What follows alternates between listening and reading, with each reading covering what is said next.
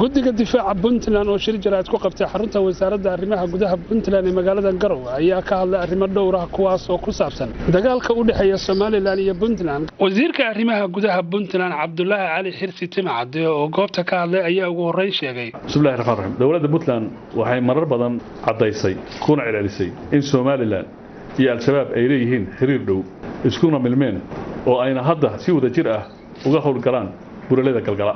dawladda Puntland waxaa duulaan lagu soo qaaday 2 Juun 2018 taliskeeda ciidanka badda ee Balliqadar ee Puntland ee ku yaal buralada galgala. duulaankaas ayaa waxaa hogaaminayay sarkaal ka tirsanaa guutada sideedaad. haddaba 7 Juun 2018 mas'uul maamulka Soomaaliland oo hadlay oo la yiraahdo Engineer Faisal Cali Waraabe wuxuu cadeeyay in uusan jirin wax la yiraahdo shabaab iyo Daesh, wuxuuna ku daray al-shabaabkii ay laayeen ciidamada Puntland inay ahaayeen ciidamo kale oo isagu ogaa magacyo kalena uu ugu yeeray. isagoo ku sii daray mas'uulkaasi oo hadlay Soomaaliland in la laayo dhammaan ardayda reer Puntland ee wax ka barata jaamacadda Amuud ama Soomaaliland oo dhanba. haddaba dawladda Puntland waxay u sheegaysaa dhammaan ummadda Soomaaliyeed iyo dawladaha la dagaalama argagixisada caalamiga ah in hadalka mas'uulkaas uu yahay cadayntii ugu dambeysay ee ay Puntland ku cadaynayso in Soomaaliland iyo al-shabaab isku mid noqdeen ayna Puntland dagaal kula jirto isbahaysi ballaaran oo duulaan ku ah amniga mandiqada oo dhan.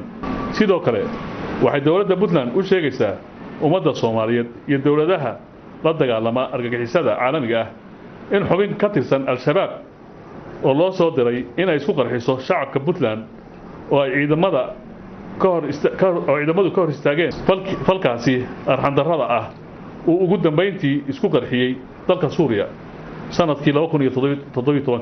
baaritaan kadib dawladda Puntland waxay ogaatay in xubintaas argagixisada ah oo la oran jiray Sayid Xuseen Faisal Cali Waraabe uu dhalay mas'uulka 7 Juun cadeeyay in al-shabaab wax la yiraahdo aysan Puntland ka hoggayn ee ay yihiin ciidankaasi ciidan uu isagu si gaar ah u og yahay oo fuliya siyaasadda xasuuqa iyo isqarxinta ku salaysan ee uu ka wado Soomaaliland dalka Soomaaliya oo dhan.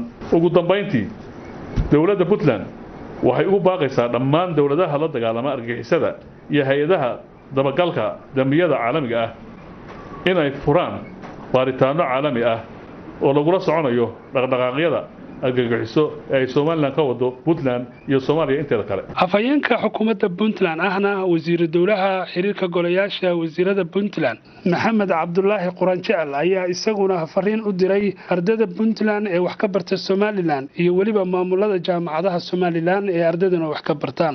dawladda Soomaaliland wuxuu sheegay in la laayo ardayda ku dhaqan jaamacadaha wax ka barata Soomaaliland. ardadaas tiro koob guud oo aan sameynay waxay gaarayaan tiro 900 ah. 514 waxay joogaan Boorame, 310 waxay joogaan Hargeysa. waxaan ardada u sheegaynaa inay ku soo noqdaan guryahoodii. waxaan ka codsanaynaa jaamacadaha ay wax ka dhigtaan inay u soo wareejiyaan semesteradoodii si sharaf leh baan uga codsanaynaa si ay iyagoo bad qaba guryahooda wax ugu bartaan.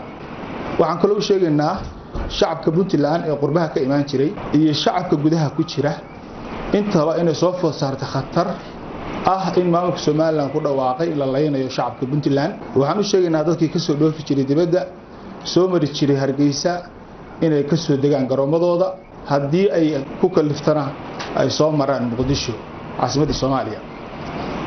waxaan kaloo rabnaa guddi ahaan inaan la hadalno shacabka Laascaano.